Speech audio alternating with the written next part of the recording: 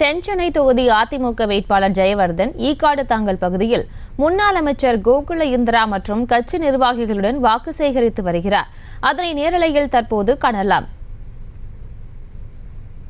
இது தொடர்பான மேலும் விவரங்களை எமது செய்தியாளர் வெங்கட்ரமணன் வழங்கிட கேட்கலாம். வெங்கட்ரமணன், வணக்கம். மேலும் விவரம். வணக்கம் பிரியங்கா.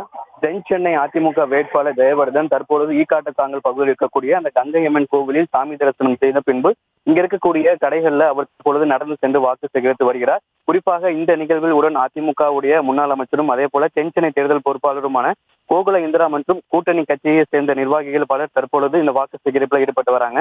கடந்த 2021ஆம் ஆண்டு திமுக நாடாளுமன்ற உறுப்பினர் மற்றும் திமுகவுடைய துணை பொதுச் செயலாளர் கனிமொழி அவர்கள் பங்கு பெற்ற கூட்டத்தில் பெண் காவலர் ஒருவருக்கு பாலியல் தொல்லை ஒருவர் அளித்தார். ஆனால் அவர் மீது 24 மணி நேரம் கழித்துதான் திமுக நடவடிக்கை எடுத்தது என்ற ஒரு குற்றச்சாட்டை முன்வைத்திருக்கிறார். அது மட்டும் இல்லாமல் தென்சென்னையை பொறுத்த வரைக்கும் எந்த ஒரு புதிய திட்டங்களையும் கடந்த 5 ஆண்டுகள்ல திமுக நாடாளுமன்ற உறுப்பினர்கள் கொண்டு வரவில்லை எனவும், அதே போல திமுகவுடைய இருக்கக்கூடிய நிர்வாகிகள் அமைச்சர்களுடைய இல்லத்துல தொடர்ந்து வருமான வரித்துறை சோதனை செய்து வருவதால திமுக தான் பாஜகவுடைய பி டீமா செயல்படுது அப்படின்னு சொல்லி குற்றச்சாட்டை முன்வைத்திருக்கிறார். தற்பொழுது நாடாளுமன்ற தேர்தலுக்கு இன்னும் சில நாட்களில் உள்ள நிலையில் அரசியல் கட்சி தலைவர்கள் தீவிர வாக்கு சேகரிப்பில் ஈடுபட்டு வராங்க. அதன் ஒரு பகுதியாக தென்சென்னை அதிமுக வேட்பாளர் ஜெயவர்தன் தற்பொழுது ஈக்காட்டு தாங்கல் பகுதியில் தீவிர வாக்கு சேகரிப்பில் ஈடுபட்டு வராங்க. பிரியங்கா,